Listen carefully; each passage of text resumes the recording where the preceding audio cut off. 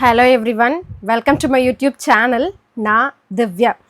இன்றைக்கி என்னுடைய book shelf tour தான் பார்க்க போகிறோம். இதுக்கு முன்னாடி நான் ஒரு 2 வீடியோ போட்டிருப்பேன். நீங்கள் பார்க்கலன்னா அந்த வீடியோ பாருங்கள். இந்த வீடியோ பார்த்துட்டு கூட போய் நீங்கள் அது பார்க்குறனாலும் பார்க்கலாம். என்னுடைய ஷெல்ஃபில் இருக்கிற புக்ஸை தான் நான் ஒவ்வொன்றா காமிச்சிட்ருக்கேன். ஒரு ஊரில் 2 மனிதர்கள் அப்படின்னு பிரபஞ்சன் ஐயா அவர்கள் எழுதின ஒரு புத்தகம். இது சிறுகதை தொகுப்பு, நற்றிணை பதிப்பகம். விலைன்னு பார்த்தோம்னா 160 ரூபா. பேஜஸ்மே 160 பேஜஸ்ஸு. இதில் 1 2 3 4 5 6 7 8 9 10 11 12 13 14 15 16 ஷார்ட் ஸ்டோரிஸ் இருக்குது. இதில் ஒரு 5-6 ரொம்பவே சூப்பராக இருக்கும். கண்டிப்பாக பிரபஞ்சன் ஐயா அவர்கள் எழுத்தில் இந்த புத்தகம் கண்டிப்பாக வாசிங்க. அடுத்தது அணிலாடு 3 முத்துக்குமார் ஐயா அவர்கள் எழுதின புத்தகம். 200 ருபீஸு. இது விகடன் பிரசுரம். பேஜஸ் 144. உறவு முறைகளை பற்றி அவ்வளோ அழகாக எழுதியிருப்பார்.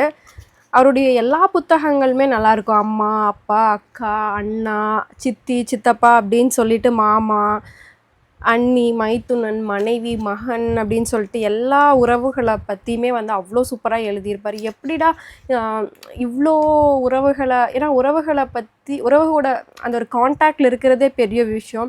அவங்கள நினச்சி அவ்வளோ சூப்பராக எழுதியிருக்காரு அப்படிங்கும்போது ரொம்ப சூப்பராக இருக்கும். அது மட்டும் இல்லாமல் அவங்களெல்லாம் எவ்வளோ ரசிச்சிருக்கிறாரு, அவங்க கூட எல்லாம் எவ்வளோ ஹாப்பியாக இருந்திருப்பார் அப்படிங்கிறது இந்த புத்தகத்து மூலியமாகவே நம்மளால் நல்லா புரிஞ்சுக்க முடியும். அடுத்தது என்னுடைய ரொம்ப ஃபேவரட்டான ஒரு புத்தகம். கமலா விருத்தாச்சலம் அவங்க எழுதின நினைவுத்தி அப்படிங்கிற ஒரு புத்தகம். ரொம்ப சூப்பரான புத்தகம்.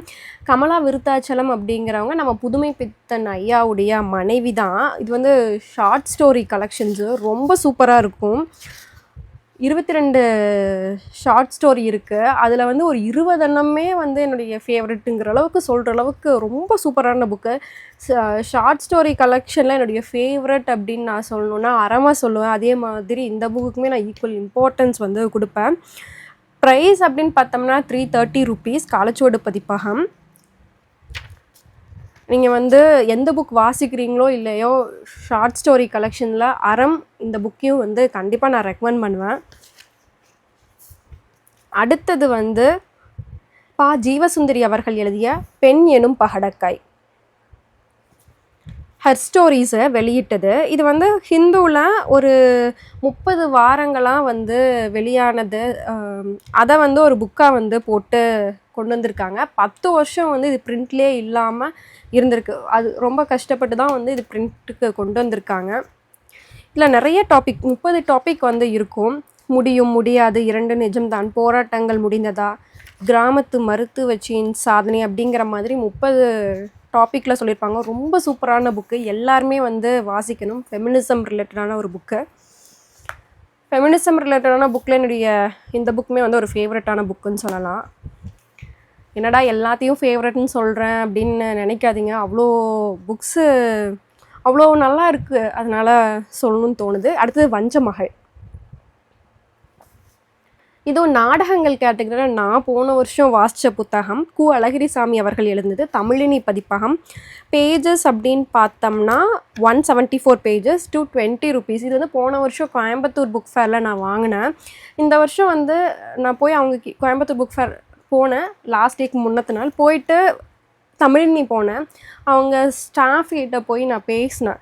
நான் லாஸ்ட் இயர் நாடகம் கேட்டகரியில் புக் வேணும்னு வந்தேன். இங்கே போது அங்கே ஸ்டாலில் இருக்கிறவங்க இந்த புக் நல்லா இருக்குன்னு சொல்லி கொடுத்தாங்க. நான் எடுத்துகிட்டு போய் வாசித்தேன். எனக்கு ரொம்ப பிடிச்சிது அப்படின்னு சொல்லி அவங்கக்கிட்ட போய் பேசினேன். ஏன்னா நம்மளால் முடிஞ்ச ஒரு அப்ரிஷியேஷன் அவங்களுக்கு கொடுக்கணும்னு தோணுச்சு. சரின்னு போய் அவங்ககிட்ட பேசும்போது அவங்க ரொம்ப சந்தோஷமாகி எங்ககிட்ட இருக்கிற ஃபேவரட் கலெக்ஷன் இதெல்லாம் இருக்குங்க, இதெல்லாம் ரொம்ப நல்லாயிருக்கும், நீங்கள் எந்த புக் வாசிக்கிறீங்களோ இல்லையோ, அப்புறம் அவங்க பதிப்பகம் பற்றி, தமிழில் சிறந்த எழுத்தாளர்கள் பற்றி நிறைய விஷயங்கள் சொன்னாங்க. அது மட்டும் இல்லாமல் நிறைய எழுத்தாளர்களை நம்ம மறந்துடுறோம். இந்த மாதிரி எழுத்தாளர்கள் இன்னும் நிறைய பேர் இருக்காங்க, அப்படிங்கிற மாதிரி நிறைய எழுத்தாளர்கள் பெயருமே வந்து சொன்னாங்க. நம்ம ஒரு விஷயம் போய் அவங்ககிட்ட பேசும்போது அவங்கக்கிட்ட இருந்து நிறைய தகவல்கள் வந்து நம்ம தெரிஞ்சுக்கிற மாதிரி இருக்குது. ஏன்னா அப்படிப்பட்ட ஒரு சில எழுத்தாளர்களை நம்ம தெரிஞ்சுக்காமல் இருக்கோம். அந்த எழுத்தாளர்களுடைய புத்தகமெல்லாம் வேறு வேறு பப்ளிகேஷனில் இருந்தாலும் அவங்க வந்து என்ன சொல்கிறாங்க அப்படின்னா, முதன்மையான எழுத்தாளர்கள் வந்து இப்படி இருக்காங்க, நீங்கள் வந்து ஒரே மாதிரி வாசிக்காதீங்க அப்படிங்கிற மாதிரி நிறைய தகவல்களை வந்து இந்த வருஷம் சொன்னாங்க. அவங்களுமே வந்து சில புத்தகங்களை வந்து எனக்கு பரிந்துரையுமே பண்ணாங்க. நம்ம வந்து ஒரு எஃபர்ட் ஒரு சின்னதாக அவங்கள அப்ரிஷியேட் பண்ணணுன்னு போகிறோம். அவங்க வந்து நமக்கு நிறைய தகவல்களை சொல்லும்போது அங்கே ஒரு அந்த பாண்டிங் ரொம்ப அழகாக இருக்குது. லைக் மைண்டட் பீப்புள் கூட இன்ட்ராக்ட் பண்ணும்போது ரொம்ப ஹாப்பியாக இருக்குது. ஸோ ஜஸ்ட்டு ஷேர் பண்ணணும் அப்படின்னு தோணுச்சு. கடைசியாக சொன்னார், ஒரு புக்கை பார்த்தேன், 950 ருப்பீஸ் என்னமோ இருந்துச்சு. அவர் வந்துட்டு என்ன சொன்னார்னா, நீங்கள் எடுத்துகிட்டு போய் படிங்க. இல்லைங்க இது வாங்கிக்கிறீங்களா நல்லாயிருக்கும் அப்படிங்கிறது.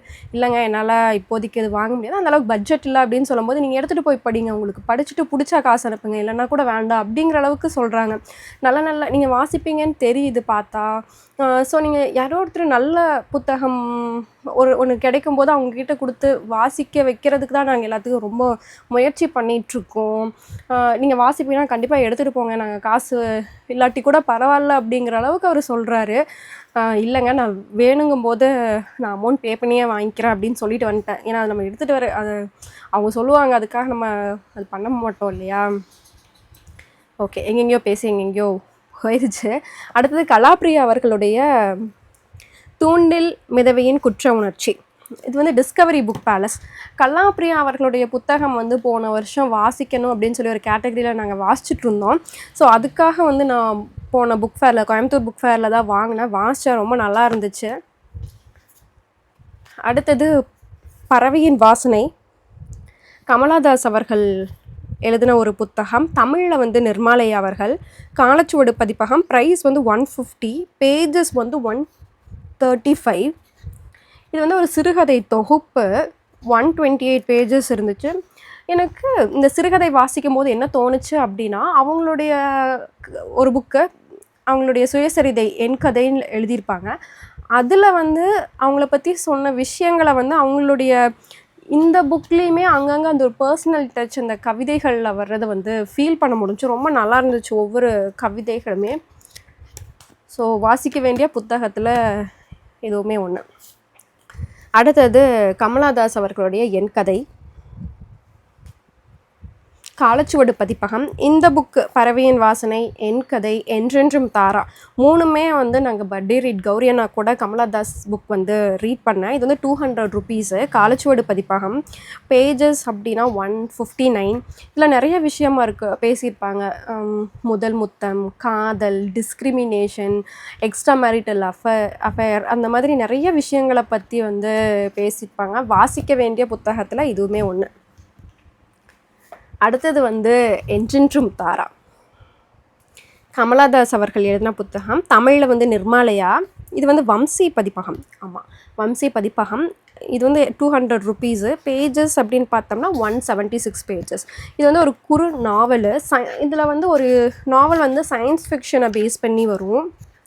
3rd நாவல் என்றென்றும் தாரா அப்படிங்கிறது ரொம்ப சூப்பரான புக். அடுத்தது வந்து சோளம் என்கின்ற பேத்தி, கே கண்ணன் அவர்கள் எழுதின புத்தகம். இது வந்து யாவரும் பப்ளிகேஷன். ப்ரைஸ் வந்து 250, பேஜஸ் வந்து 202. சென்னையை வந்து குன்றுமேடு அப்படிங்கிற ஒரு பகுதியை மையமாக வச்சு எழுதியிருப்பாங்க. அந்த குன்றுமேடு அப்படிங்கிறது முதல்ல இருந்த ஒரு பகுதி. 30க்கும் மேற்பட்ட கதாபாத்திரங்கள் வந்து இருக்கும். இந்த புக்கை பற்றி நிறைய பேசியிருக்கேன். என்னுடைய ஃபேவரட் நாவலில் இதுவுமே ஒன்றுன்னு நான் ஒரு வீடியோவில் கூட நான் சொல்லியிருப்பேன். அடுத்தது எஸ்ரா அவர்களுடைய நூலக மனிதர்கள். எல்லாமே ரொம்ப பிடிச்ச புக்காக இருக்குது இந்த செட்டில் வர புக்கு. 208 pages, 220 rupees. இது வந்து நான் எப்போ வாங்கினேன், ஒரு 2-3 வருஷத்துக்கு முன்னாடி கோயம்புத்தூர் புக் ஃபேரில் வாங்கினது. இதில் வந்து ஒரு 32 டாபிக்ஸ் வந்து இருக்கும். நிறைய பேர் வாசிச்சிருப்பீங்க. ரொம்ப நல்ல புத்தகம். இது பிகினருக்கு கண்டிப்பாக இந்த புக் வந்து எடுத்து ரீட் பண்ணலாம். ஒரு புக் லவராக இருக்கிறவங்களுக்கு நூலக மனிதர்கள் வந்து கண்டிப்பாக ரொம்ப பிடிக்கும். அவர் வந்து நூலகத்தில் சந்தித்த மனிதர்கள், அவர் வாழ்க்கையில் வந்து நூலகம் அங்கே ஏற்படுத்திய ஒரு தாக்கத்தை, நல்ல விஷயங்களை பற்றி அழகாக வந்து பகிர்ந்திருப்பார். அடுத்தது என்னுடைய ரொம்ப ஃபேவரட்டான ஒரு புக்கு, மையலி கரையோரம். முகுந்தன் அவர்கள் எழுதுனது. தமிழாக்கம் வந்து இளம்பாரதி அவர்கள். இது வந்து நேஷ்னல் புக் ட்ரஸ்ட்டு. ப்ரைஸ் அப்படின்னு பார்த்தோம்னா ₹215. பேஜஸ் அப்படின்னு பார்த்தோம்னா 267 பேஜஸ், ₹215.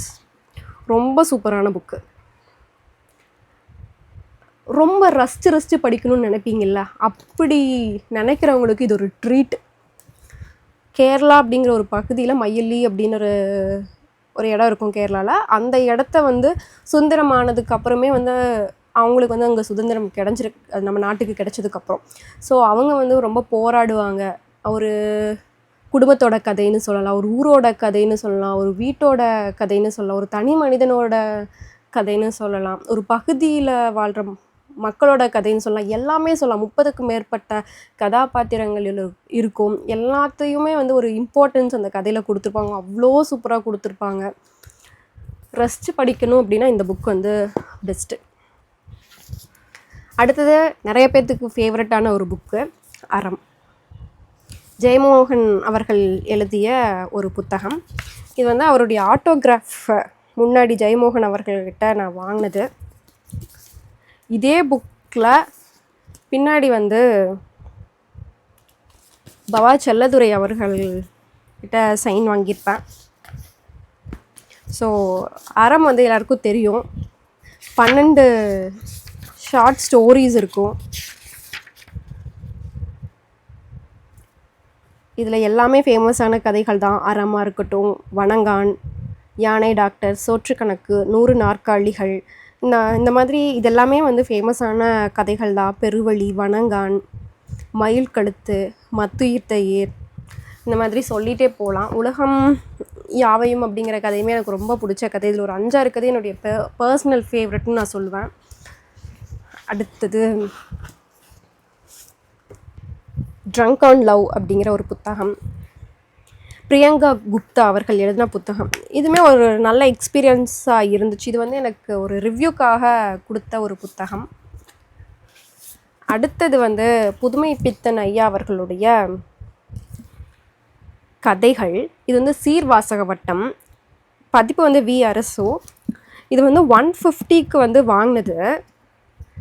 இது வந்து நான் வாங்கலை, கலையரசி அப்படின்னு சொல்லி ஒரு அக்கா வந்து வாங்கினது.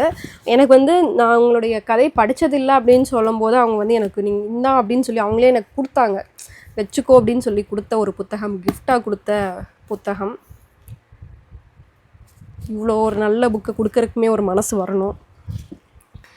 இது வரைக்கும் வந்து நீங்கள் சேனலை சப்ஸ்கிரைப் பண்ணலன்னா சப்ஸ்கிரைப் பண்ணிக்கோங்க. நிறைய பேர் பார்க்குறீங்க, ஆனால் சப்ஸ்கிரைப் பண்ணாமல் 70%க்கு மேலே பார்க்குறீங்க. சப்ஸ்கிரைப் பண்ணிங்கன்னா நிறையா கண்டினியூஸாக வீடியோஸ் போடுறதுக்கு வந்து ஒரு சப்போர்ட்டாக கண்டிப்பாக இருக்கும். அடுத்தது வந்து டிசைன் யுவர் கரியர் அப்படிங்கிற ஒரு புக்கு, பவன் சோனி அவர்கள் எழுதின ஒரு புத்தகம். இது வந்து எனக்கு ரிவ்யூக்காக அனுப்பிச்ச ஒரு புத்தகம். இதுவே நான் ரீட் பண்ணால் நல்லா இருந்துச்சு. அடுத்தது வந்து விந்தன் கதைகள். இதுவுமே சீரில் வாங்கினது தான், ₹225. அடுத்தது வந்து ஒரு யோகியின் சுயசரிதை, ஆட்டோபயோகிராஃபி ஆஃப் யோகி, பரமஹம்ச யோகானந்தர். இது இன்னும் நான் ரீட் பண்ணல, எப்போ வாசிப்பேன்னு தெரியல, ஆனால் வாசிக்கணும். இது ₹220 வந்து நான் வாங்கலை, எனக்கு ஒரு கிஃப்டாக கொடுத்த ஒரு புத்தகம். அடுத்தது வந்து unlock your inner super hero, Amit Agarwal அவங்க எழுதின ஒரு புத்தகம். இதுவுமே ரொம்ப நல்லா இருந்துச்சு, நான் வாசிச்சிருக்கேன். அடுத்தது வந்து பாரதியின் நினைவுகள், யாதுருகி அம்மாள் அவங்க இது பண்ணது, கோதை பதிப்பகம். இது வந்து ஷேக் முகமது அப்படிங்கிறவங்க வந்து வாசிப்பு தினத்துக்கு சிறப்பு போட்டி நடத்தினாங்க. அதில் வந்து பார்ட்டிசிபேட் பண்ணி வின் பண்ணதுக்கு அந்த பார்ட்டிசிபேஷன் வந்து இதுக்காக வந்து புக்ஸ் கொடுத்ததில் இந்த புக்குமே ஒன்று. இன்னும் கொஞ்சம் புக்கு வந்து இந்த வீடியோவில் பார்த்துருவோம். அடுத்தது ரவீந்தர் சிங்கோட ஒரு book, your dreams are mine now. இந்த புக்கு வந்து ராஜ் எனக்கு கிஃப்ட் பண்ண புக்கு. ராஜ் வந்து எனக்கு கிஃப்ட் பண்ண புக்கு என் மேரேஜ்க்காக. இதில் வந்து உயிரின் சுவாசமல்லவா புத்தகம் தெரியுதான்னு தெரியல வீடியோவில். The world was hers for the reading. ரொம்ப சூப்பராக இருக்குது. இது வந்து ஒரு புக் மார்க் மாதிரி வச்சுக்கலாம். இதில் ஒரு 3-4 இருக்குது. நானே புக்கை பார்த்தேன், ஆனால் என்னென்ன புக் மார்க் இருக்குதுன்னு நானே பார்க்கல, இப்போ தான் பார்க்குறேன்.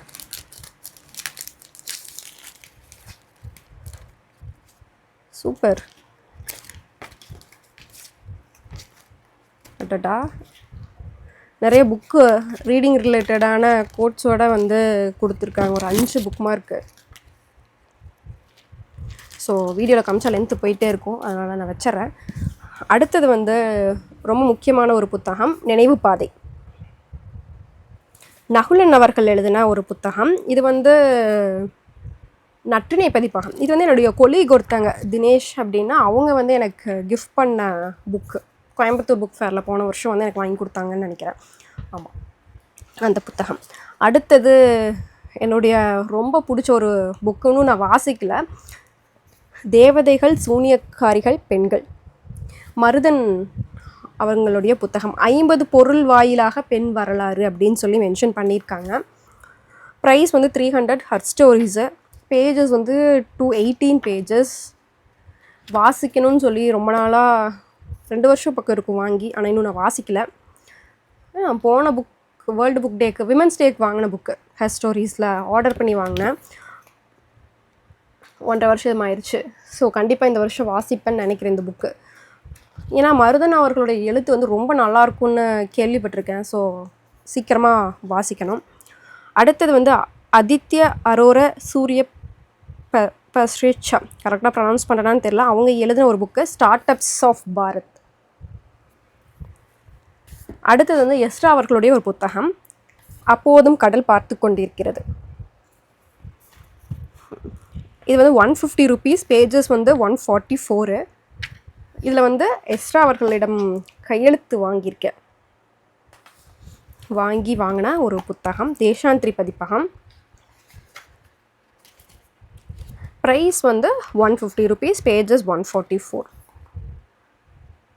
இந்த வீடியோ பிடிச்சா லைக் பண்ணிக்கோங்க. இது வரைக்கும் சேனலை வந்து சப்ஸ்கிரைப் பண்ணலன்னா சப்ஸ்கிரைப் பண்ணிக்கோங்க. இப்போ நான் காமிச்சதில் நீங்கள் என்னென்ன புக்கெல்லாம் வாசிச்சுருந்துருக்கீங்க, என்னென்ன புக்கெல்லாம் உங்கள்கிட்ட இல்லை அப்படிங்கிறத வந்து கீழே கமெண்ட்டில் சொல்லுங்கள். தேங்க்யூ.